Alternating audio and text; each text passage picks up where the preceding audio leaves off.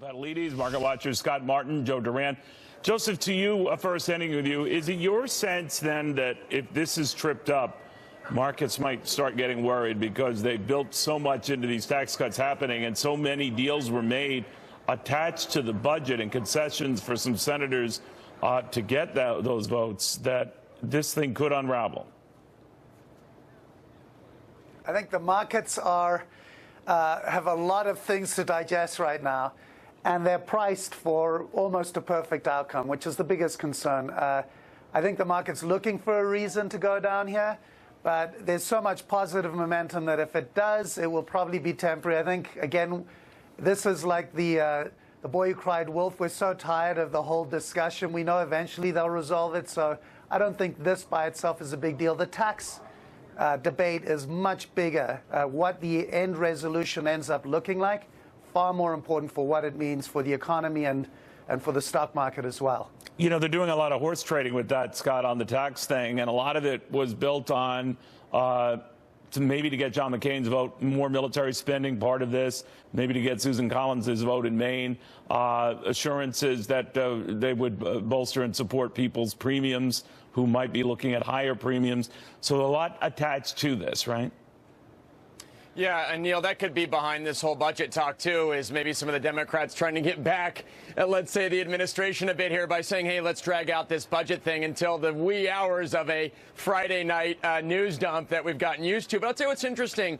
You know, over the last few weeks, I feel like I've been kind of Debbie Downer here. I've been kind of spilling the eggnog with respect to how kind of excited or less than, rather, that I got with this work out of the tax bill because, you know, with all the machinations they're doing with the personal exemptions, the standard deductions, some of the tax brackets, it's really kind of getting less exciting for me as an individual taxpayer. Yes, the corporate side is pretty strong. So as the Democrats have kind of watered this down, they played the games with the state and local tax deductions, Neil, that really has taken a lot of the wind out of this tax bill being, I think, that big of a deal to the stock market going forward. Yeah, it's hard to say, but, you know, Nicole, it was interesting. I think it was the brokerage firm Morgan Stanley that said, you know, for all the run-up we've had prior to today in the markets and everything that's going on, we haven't even accounted for half of it with the tax cut stuff. In other words, they go through, we're still off to the races. How wide is that sentiment?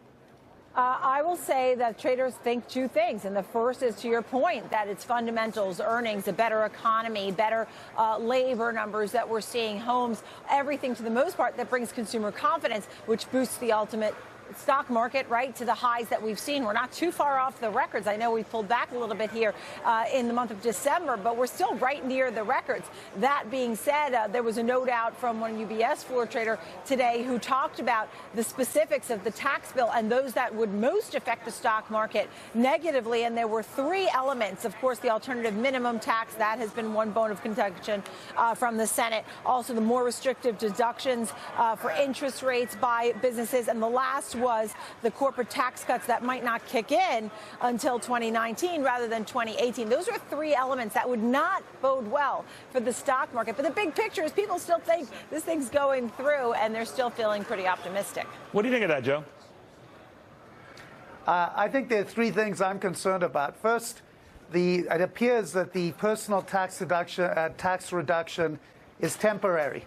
Second, a lot of people end up actually paying higher taxes. It's an incredibly complicated outcome, and we're adding $1.5 trillion in liabilities to get it, even with the most optimistic, $1 trillion of debt. So it's really not a very clean tax bill at all.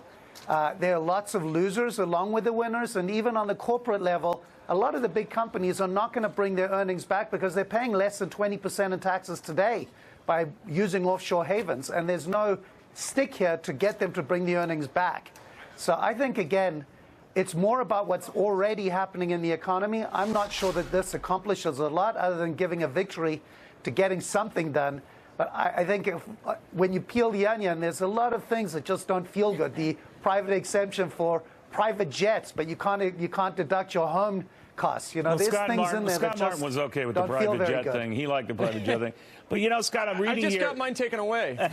I'm reading here that Apple could see a $47 billion tax windfall as a result of the tax forgiveness or tax lowering rate for money that it holds abroad if it were to cash in on that. And that's just one company. Now, I know it represents a disproportionate share of the, better than $1.5 trillion. The president says close to $3 trillion held abroad. But if other companies were to bring that home for whatever reason and what other purposes, they'd make out like bandits, wouldn't they? Yeah, and that's one of the perks. But, Neil, depending on what they do with that cash, as Joe pointed out, is anybody's guess. And I'll tell you one other thing that's kind of goofy that's going on with tech, which is why I think we've seen the weakness as the bill has been flushed out in the last week or two, which is there's some interesting production taxes that are going to be new with respect to things like Apple or, other tech companies, semiconductor companies that make stuff overseas that get a tax break with that production cost that is starting to look like it's going to go away. So companies that start to make stuff overseas to get that tax break in the tech sector may not have that benefit. So like Joe said, and I think he's absolutely correct, there are a lot of winners, a lot of losers here. But remember the word that was used back in February was phenomenal tax reform. This was going to benefit all Americans. I just don't see it that way. What is the mood, Nicole, when you talk to traders, all these cross currents and the enormous run-up you report on so well every day? They seem to be in pretty good spirits, period.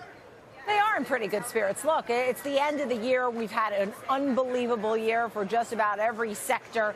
Now it is time where they start to do a little window dressing. They take the profits. They try and get into the stocks that did really well and set up for the new year ultimately. So they're feeling pretty optimistic. They're not really feeling like they've been beaten down. On the contrary, as I noted earlier, we're right near records where it's not like, and as far as the techs which have been beaten, and he makes a great point as far as how this tax bill may or may not affect them. You see a little bit of a dead cat bounce here, one analyst told me from Wedbush, but that the group will become more favorable as we go into 2018. So if you're a big believer in tech and feeling a little beaten down right now, they say to hold on there. All right, guys, I want to thank you all. Nicole with the final word. We got the Dow.